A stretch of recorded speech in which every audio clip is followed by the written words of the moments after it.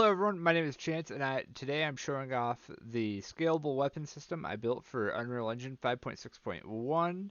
I originally came up with the idea for this as something I'd want to have in, say, an asset pool, so that way I could always implement it into any future games I'm working on. And eventually it just sort of got to the point where I was like, okay, let's make this modular enough so that way I could put it out there into the world and anyone could implement it into their own games or start building a game off of it. So that's what everything is made to do. It's made to be as modular as possible. Nothing within this is reliant upon things that you may already have set up. So, say your character, if you have a first person character and you're already moving around, you don't want to go redo that code.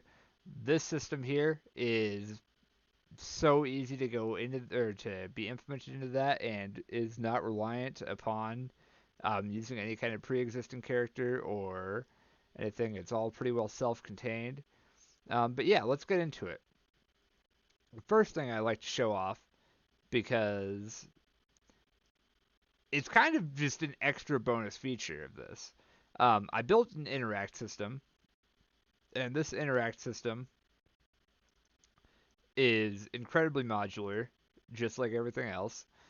It utilizes two things. So a blueprint interface named interactable that will go onto any objects that you intend to have the player be able to interact with. So it has an onInteract function, which it gets called whenever this is interacted with, and that'll be your thing that, say, gives the player the weapon, or opens the door, or turns on the light, etc. Um, get interactable action name. This is used for calling to the widget that I have built into here, and that can be implemented into your own widgets. I have it as a widget component, so it can go into whatever widgets you have. Get interactable action name will give you a icon that will be displayed on the screen, as well as action text. So um, that's what changes to say, oh, you're opening the door. Oh, you're picking up the weapon without having to, write it over and over and over again. And the final thing is can interact, which is a function that you can implement on there. So that way, say if the door is locked, it can check to see does player have key, player no have key, cannot interact, that kind of thing. So then on the player or anything that you're going to have be using the interact, it will go ahead and give it. If it's the player, it's going to go ahead and give it um, the action mapping as well as the widget, and then bind to the overlap to the begin overlap and end overlap. And whenever those events occur, begin overlap will check to see if the object it's overlapping with implements that interface, and if it does, then it will add it to its array of possible interactables and sort to try to find the highest priority interactable. And whenever something is removed, whenever you end overlap something, it's going to see if it was in that possible interactables interface or array, and then remove it and try to find the highest priority interactable. So, how do we find the highest priority interactable? That is done by first we are doing a line trace from the character's head, and we're going to look to see if we're directly looking at something. So this is purely just saying, hey, are we looking directly at an interactable object? And if we can interact with it, then make it our highest priority interactable and display it to the screen. And if we can't interact with it, or say we're not looking at something, then what we'll do is we will go through our array of possible interactables, sort them by our distance to them, and make the one that is closest to us the highest priority interactable, display it to screen, and when we hit to interact, that will be what gets interacted with. So it's very nice because, like I said, you can put it in just about any game. It has that system in there so that way, players aren't getting frustrated because they're like, oh, I'm looking at this. Why am I picking up this thing that I'm standing on top of instead of the thing I'm looking at that's 2 feet away? Um, it just makes it very easy to um, manage all your interactions with the game. And like I said, it can be used for anything from opening doors to making enemies executable to picking up weapons.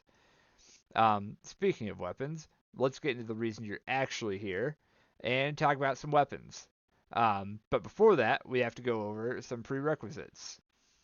My system, unfortunately, I'm not an artist or an animator. I have done my best with some animations, and those are coming straight to you. You're gonna love them. Let me tell you. But I am using the base Unreal Engine assets um, to show off what I have. So you will have to have your own character and weapon um, meshes as well as animations. And on those, you will have to implement two sockets. One onto the character. Any character that's using a camera is going to have a camera or a head camera socket, and that's going to give your camera the default location that it will sit at and return to whenever it gets pulled away. And on your weapons themselves, so I'm using the grenade launcher here. Thank you, Epic Games. You'll have to implement a sight camera socket, and this is going to tell your camera where to go whenever you're aiming down sights. Don't worry, this is very there is no direct communication between the player and the weapon.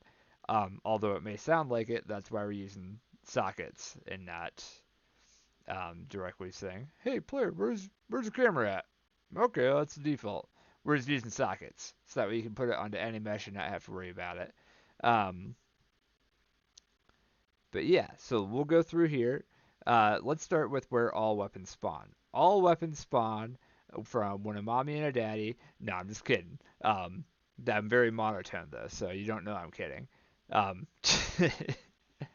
they spawn from data assets. We're using data assets because it's a very lightweight way to handle um, lots of data. It's right there in the name. And weapons are, besides code, they're lots of data. And the whole idea with the system is I want you, the user, to have to do as little coding as possible. So, what you're going to do is you're going to learn a little bit about the data assets. So, everything starts out from this inventory data asset, which handles name, description, icon, weight, and it sort of gets divvied out into smaller and smaller, well, more specific subcategories. So, then you get into data asset weapon, it's going to feature things like base damage and a mesh and a weapon type and a family type, as well as crosshair images, um, all that good stuff. You may be asking yourself, okay, sorry about that, I had a technical difficulty. So, now, before I move on from this base data inventory data asset weapon, you may be asking yourself, what's the difference between weapon type and weapon family? Weapon family handles the big general type stuff, whether it's a melee, a ranged, or a throwable, and weapon type will tell you if it's a ranged pistol or a throwable lethal, throwable tactical. It gets into a bit more of the specifics. That way, if you need them for anything, um, like say an inventory or a create a class menu, you can sort them through that. Originally, I was going to use only the gameplay tags, um, but for whatever reason, if you're using the top level and not the more specific things, so if I have um, ranged pistol, and I'm just trying to see if it's ranged and sort from that. Because I have that pistol tag on there, um, it would not do it on the Switch. It would just think that it's not valid. So that was kind of fun to try to figure out. But we ended up going at it with this way, um, and it worked out pretty good. But yeah, let's get into like some more specific weapons. So things like the melee data asset would feature an extra piece like attack anim, and that's the animation that the player is going to play when they're knifing. Or things like the ranged weapon, which I will open up here. So here's like the parent class for inventory asset ranged weapon. It has special things like the possible fire modes, recoil, rounds per minute, tons and tons of stuff here, as well as animations for when the weapon's shooting, the weapon's reloading, and a weapon animation instance, as well as information for when you're aiming down sight to give to the camera.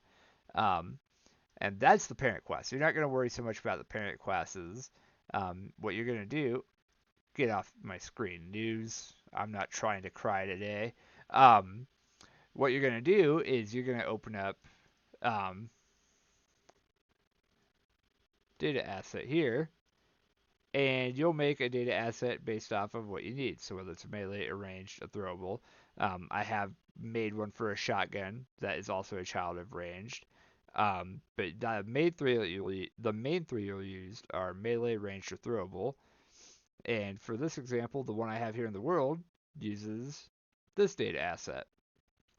So all you do is you go through and you fill in all the information it asks for, including the recoil curves, um, all the numbers.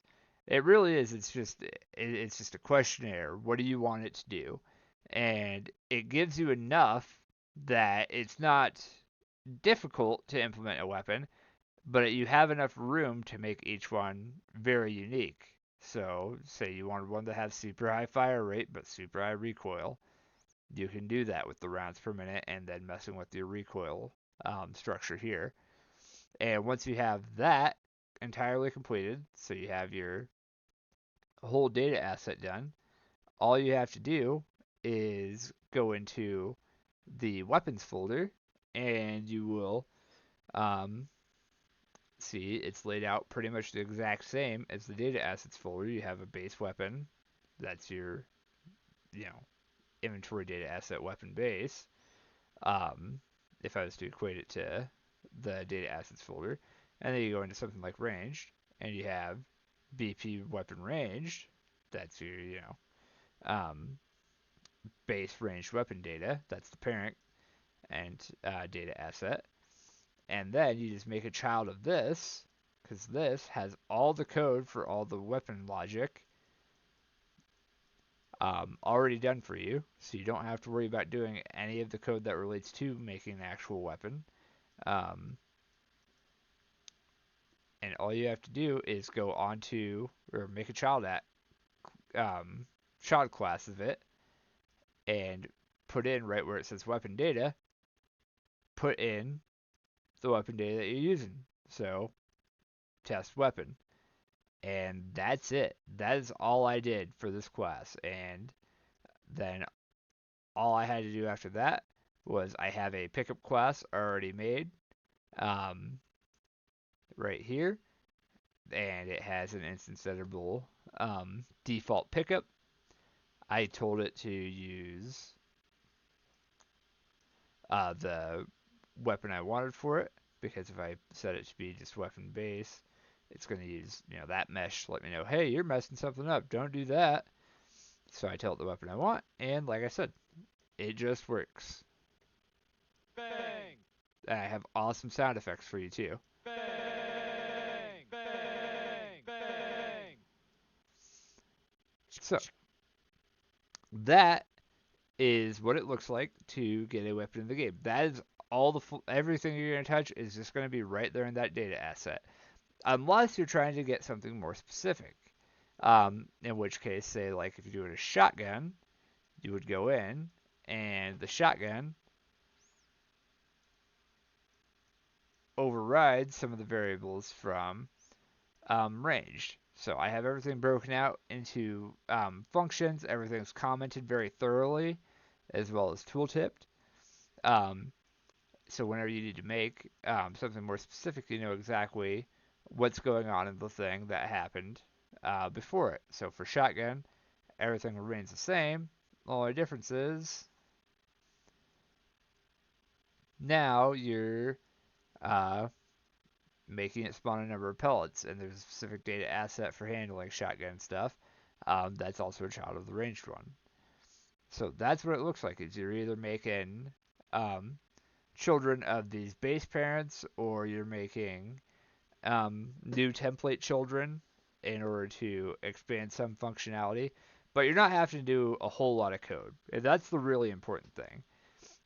It allows you to make a weapon in, if you're starting from scratch and you're putting a whole new mesh in and animations, it can be done as quick as about an hour. If you already have a mesh and animations, you just throw the animation notifies on there, and it can be done in say 10 minutes, and it's that quick. The only other thing that could get a little funky is going into things like the throwables. Um, throwables get a little broken up because they use um, one, which is a um, throwable inventory item, which handles the ammo, as well as montage to actually do the first half of the throw and then do the second half of the throw once you release the button. Um, it's going to spawn a projectile, and it has all this data that it gets from the throwable weapon data asset. Just like the other two data assets, you just fill in the information and it will work. And then the throwable projectile is set up so that way it will ignore the owning actor, but then it's able to go around and hit stuff or bounce around or explode. And it's very, very easy to set up a new throwable. So that's the main three things that we hit. Is things like, say, your Call of Duty knife or hatchet, uh, a very, very wide variety of weapons. And then when it comes to throwables, it's pretty much a blank slate. I mean, you have this, which handles the code for your inventory, as well as the throwing logic, and stopping other things from happening while you're trying to throw, or stopping you from throw if something else is happening.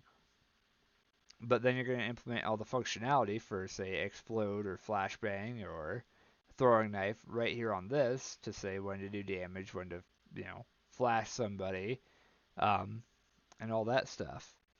And that covers it for weapons.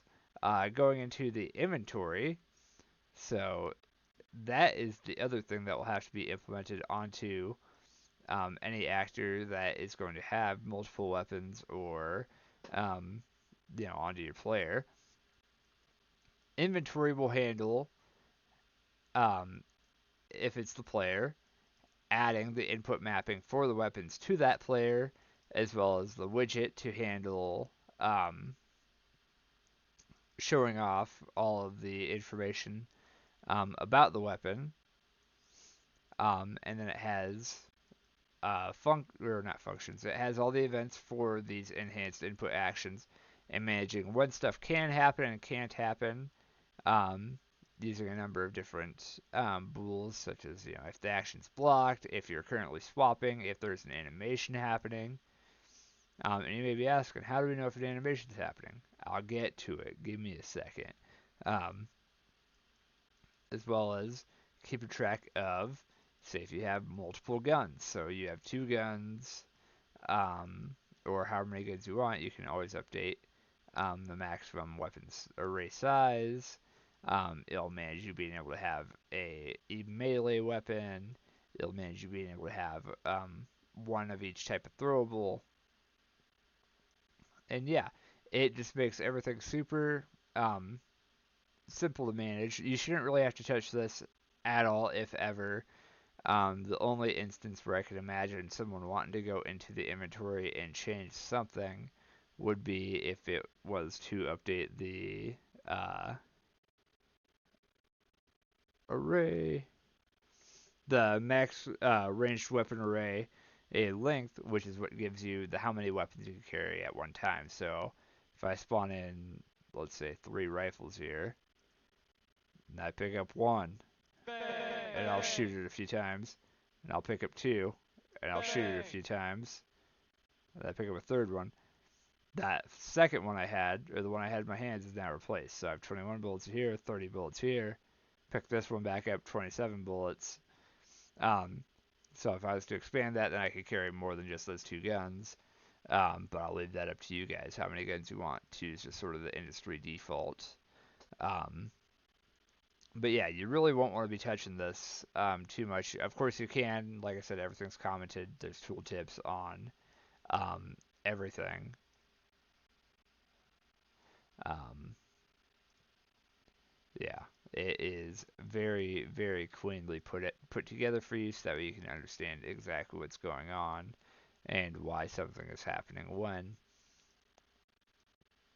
And then the final thing I wanted to get into which is the reason why you need to have animations or something to go with your weapons, is I use a system that is very heavy on anim notifies, um, just because, like I said, with weapons, everything is very, very reliant upon timing. So there is, first off, there's a general notify, which goes ahead and can tell everything within the inventory. Hey, block this action, um, block any primary actions, block any reloads, block anything, and that's all instance editable. So whenever I'm doing something like, say, if I open up a awesome animation I have, let's take the throw animation prep. Apparently, I'm not using it in the throw animation prep. I have it somewhere in here. All right, maybe I never implemented that notify into any of my animations, but you have the option.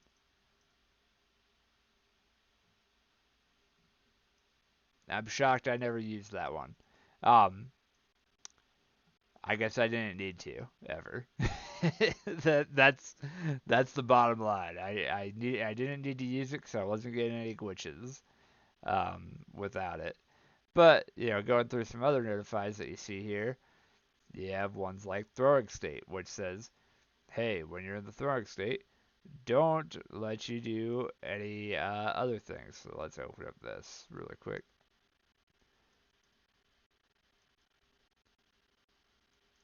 So when you're in the throwing state, it's good, unequip the weapon so that you're not seeing a gun in your hand, in the hand that you're supposed to be throwing with, because you don't want the player thinking, "Why did I throw my gun?"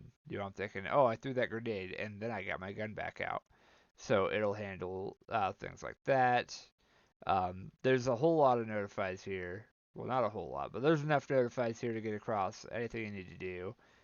Finished reload is another really important one because when I showed you that reload action I had, reload is broken up into just two different functions, one that says single round and one that says magazine. So it's instance editable, so that way, depending on what animation you're doing, you can say, "Oh, okay, this is a single round reload, this is a magazine reload." So definitely poke around here in the animations I have made, um, just to see exactly how we're getting to where we're getting to. Um, and yeah. So then finally, the last two things I wanted to cover are the animation blueprints for the character. So weapons themselves will switch what animation blueprint the character is using.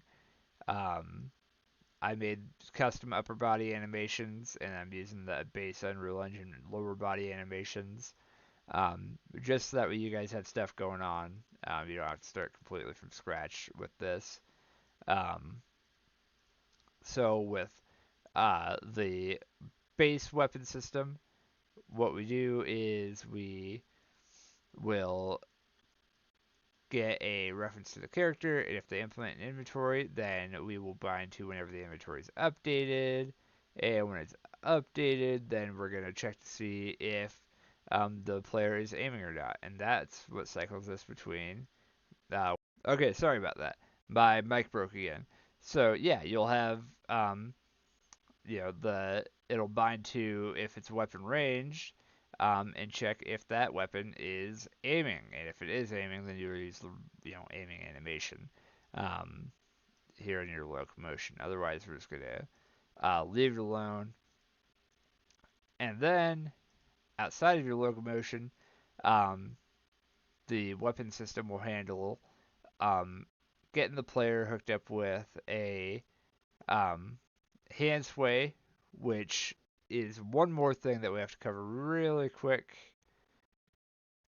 that will get implemented onto your character.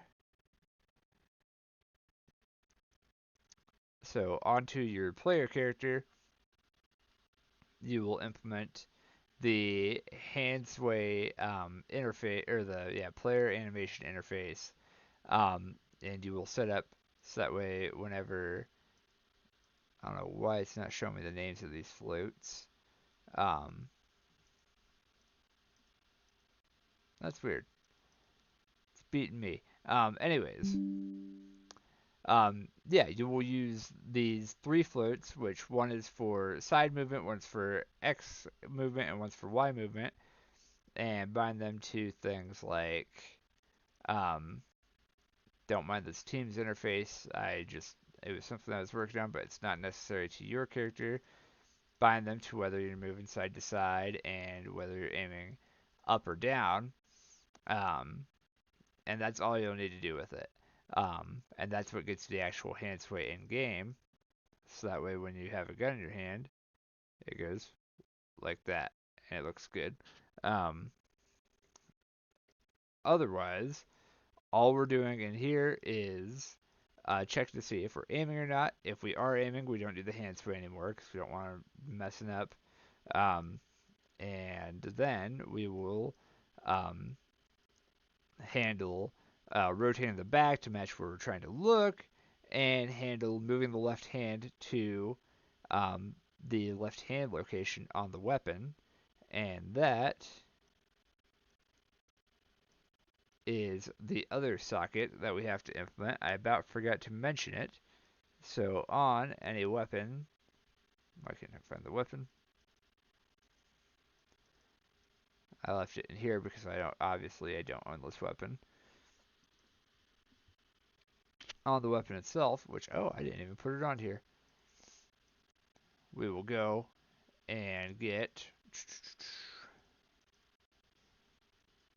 I have another video where I implement weapons, where I implement a weapon from scratch, so you'll be able to see a more in-depth thing.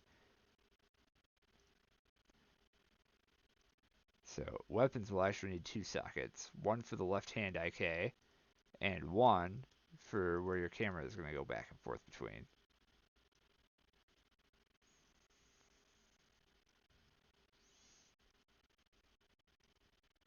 But yeah, uh, so yeah, this one will handle. Oh my gosh, this one handles everything to do with the upper body, and then once the left-hand IK and the um, whether you're looking up or down has been handled, then there is finally just a blend between upper body and lower body that gets us to the output. And the only difference is when you go on to um, the animation blueprint for melee is we include um,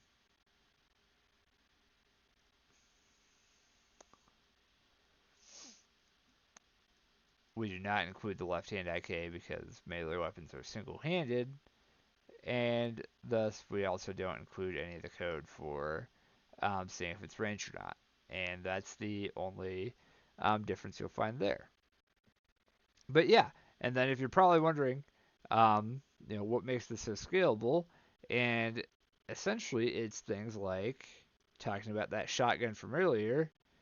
Um, Everything's been built so that way any functions that you need to override are super easy just to override, or you make a new data asset um, to handle new values, and that gets you to where you need to be. So you got your shotgun data, and um, yeah, it's you implement your shotgun data. You implement a new function for fire bullet. You implement a new function for reload if you need a different way to reload.